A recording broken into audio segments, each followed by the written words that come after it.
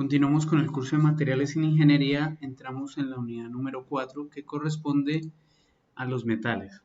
Aquí ya nos vamos a salir del concepto de ciencia e ingeniería de materiales, o sea, de la naturaleza del material, el porqué de las cosas y de las propiedades. Y vamos a entrar en materia profundizar en cada material de ingeniería o cómo se categorizan los materiales. Primero voy a mostrar un diagrama mental de la unidad de los metales, cómo nos vamos a mover en los videos y en el curso. La clasificación de los metales se da en no ferrosos y ferrosos. Como ven, es principalmente por el contenido de hierro que tenga cada material, ¿sí? No significa que los no ferrosos no tengan hierro, pueden que contengan, pero en muy poca cantidad. Siempre vamos a hablar en metales, ya sea metales con aleaciones, o sea, combinados entre diferentes elementos, o que tenga un grado de pureza. Recuerden que no puedo hablar de un material 100% puro, o sea, 100% del mismo elemento, sino diferentes grados de pureza. Los no ferrosos que vamos a ver principalmente son el cobre y el aluminio. Y el cobre, los que vamos a profundizar un poco es bronce y latón. Son dos de las aleaciones más utilizadas en la industria. Y veremos una exposición de bronce y veremos una exposición de aluminio. Con respecto a los ferrosos, vamos a centrarnos en aceros y fundiciones de hierro. Cuando hablo fundiciones no es el proceso de fundir, de volver líquido el metal, sino un material que se conoce como fundición de hierro. En los aceros nos vamos a entrar en aceros al carbono y en aceros especiales, que también vamos a ver una exposición de eso. Con los aceros vamos a ver algo que se llama tratamientos térmicos, los tratamientos que se le hacen a los aceros para mejorar sus propiedades mecánicas. Y tengamos en cuenta que los metales no ferrosos, lo principal son propiedades no mecánicas. No significa que las mecánicas no cuenten, sí importan, pero principalmente lo que me va a influir son las no mecánicas, resistencias a la corrosión, conductividad eléctrica, entre otras. Mientras que los ferrosos sí lo que más me influye son las propiedades mecánicas. Tensión, dureza, tenacidad, fatiga, grip, es que hemos visto. Si vemos algo de costos y hacemos una comparación, normalmente los metales no ferrosos son más costosos que los ferrosos, pero no significa que sean baratos los ferrosos, ¿sí? Hay aceros especiales que son muy costosos. Hay, digamos, los aceros especiales ahí entre los aceros inoxidables, que ya hablaremos de eso, ¿sí? Y no son costosos.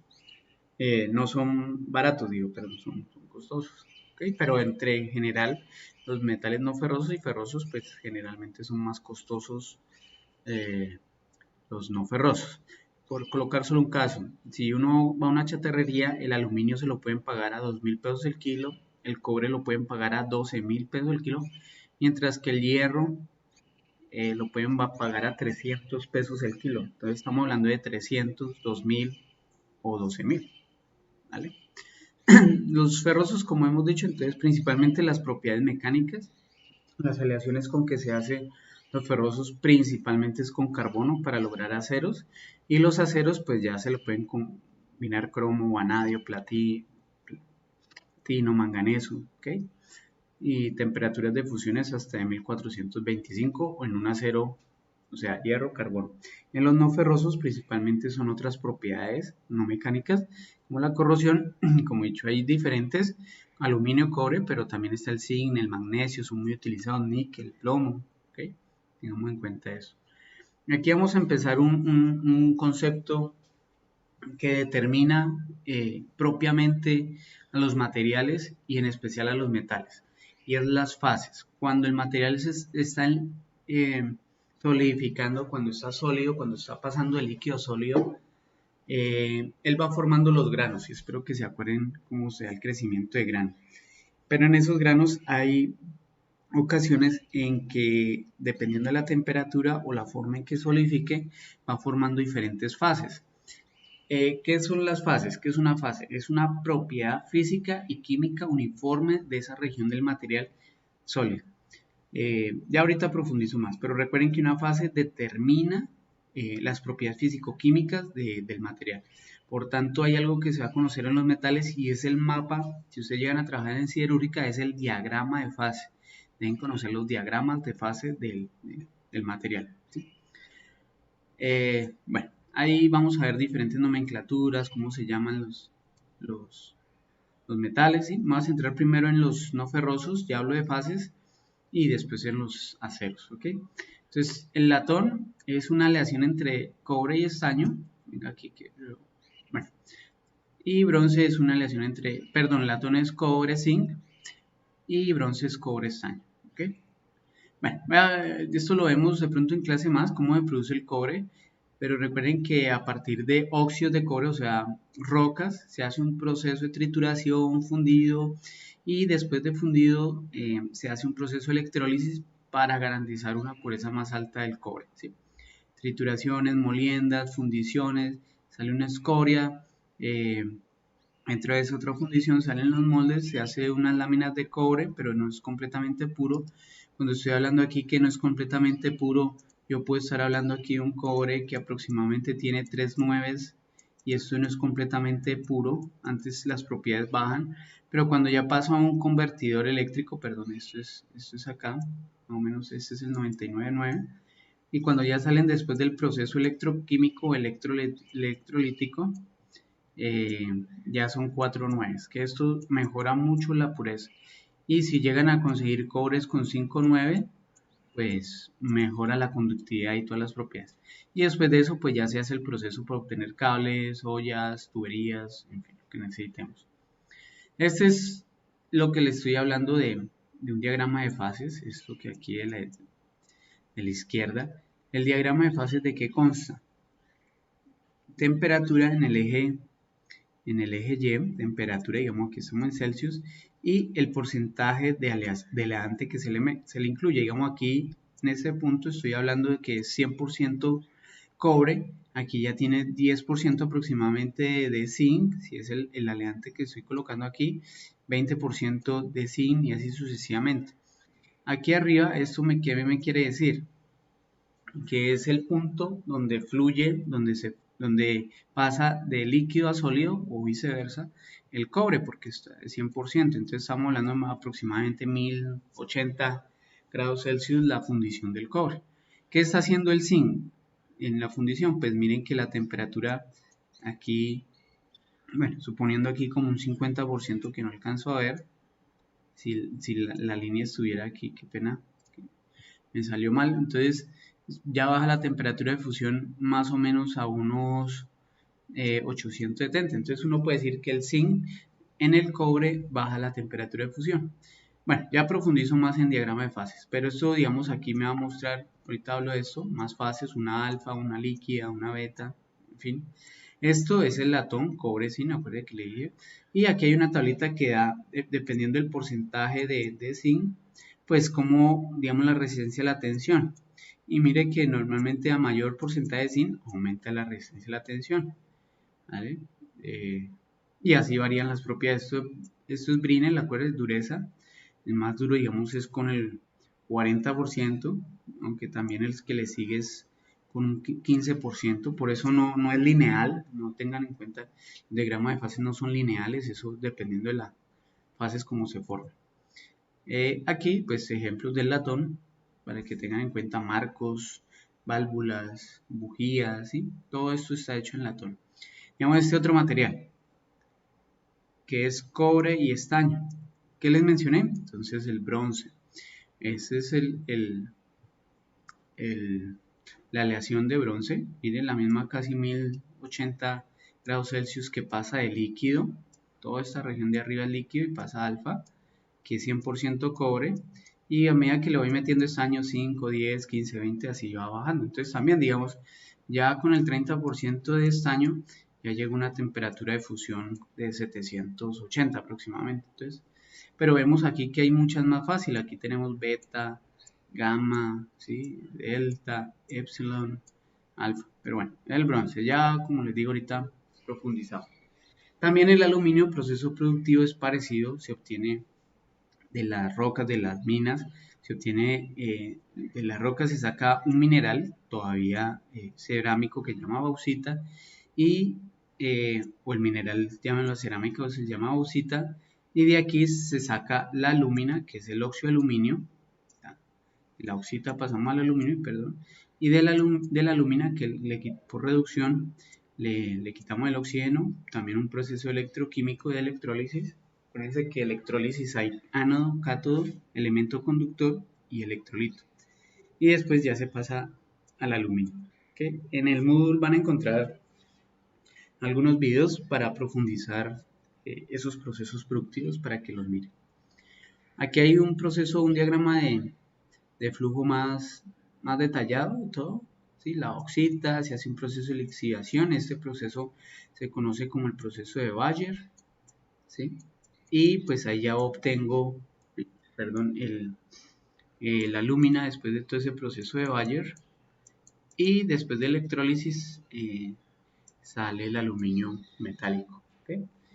También tiene una nomenclatura, se categorizan el aluminio por una serie de 4 dígitos y se le dicen series, serie 1000, serie 2000, serie 3000, serie 4000 y dependiendo pues del aleante que se le coloque. Serie 1000 es solo aluminio, acuérdense, casi puro, de alta pureza, y uno de los más utilizados es magnesio y silicio.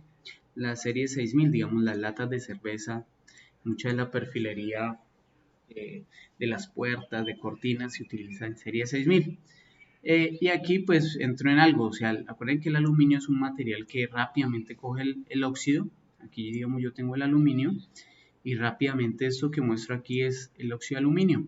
Pero recuerden que el óxido de aluminio es un material no poroso, no estable, llamémoslo así, no deja que entre, digamos, esto es el aluminio aquí abajo. Y esto es el óxido. Y el óxido de aluminio se caracteriza por tener estos hexágonos y esta forma como un panal de abejas. Ahí eso permite que uno pueda hacer algo que se llama pigmentación. Y todos estos materiales que los vemos en las puertas, usted ve aluminios de color café, amarillos diferentes, es porque los han pigmentado y se llama anodizado decorativo. Si yo crezco mucho la capa,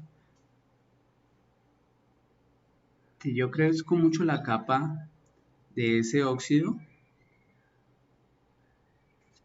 digamos en este espesor estoy hablando, no poros, si estoy hablando ya de 100 micras, pues ahí ya se convierte en un anodizado duro y a veces lo hacen de ollas y diferentes piezas mecánicas que resisten alta dureza, pues estoy hablando de un óxido que es extremadamente duro, ¿okay? Pero recuerden, es una aplicación que se hace al aluminio, anodizado, ¿sí?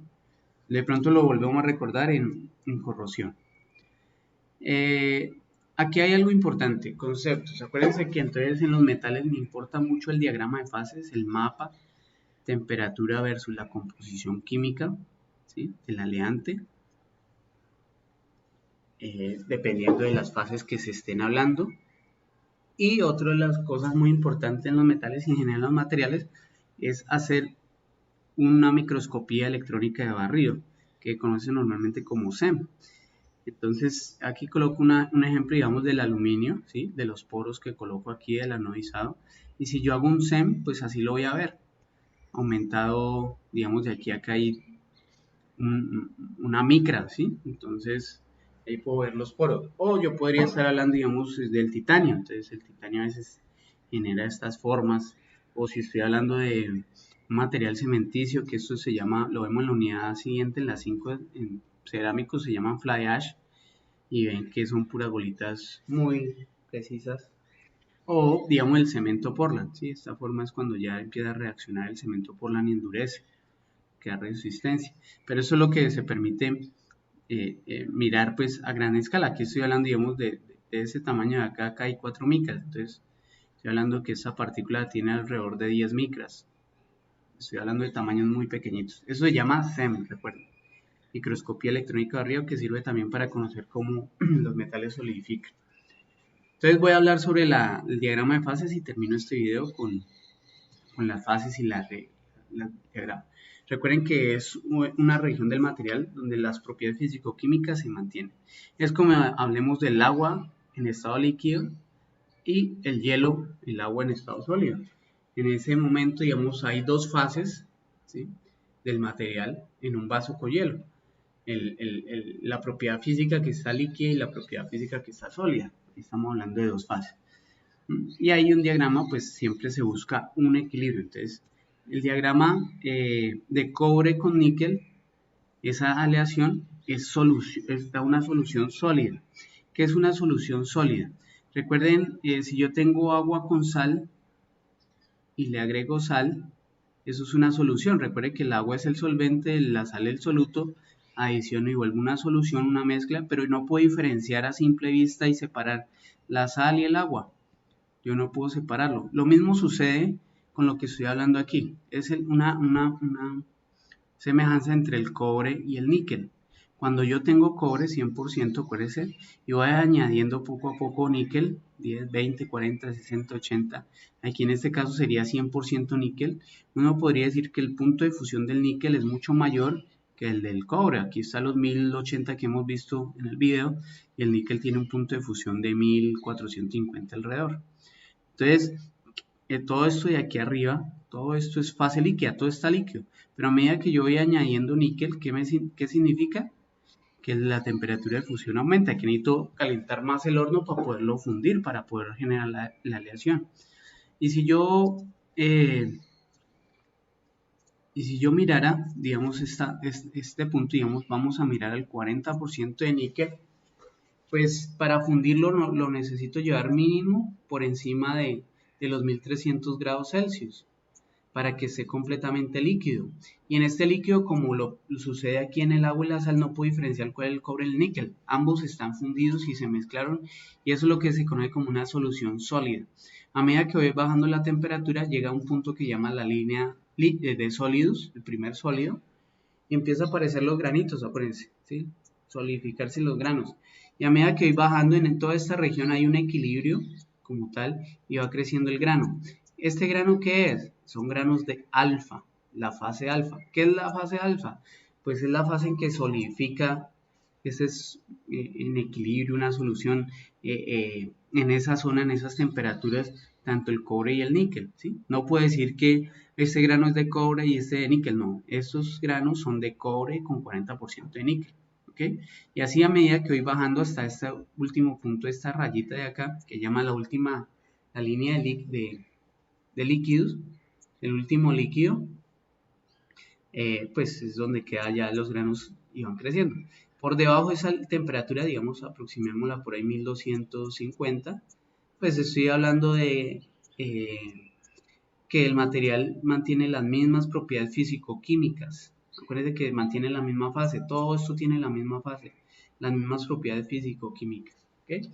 Entonces, si yo miro a 1100 con la aleación que estoy generando, el 40%, pues es lo mismo que si lo subiera a 1200 o si lo bajo a temperatura ambiente.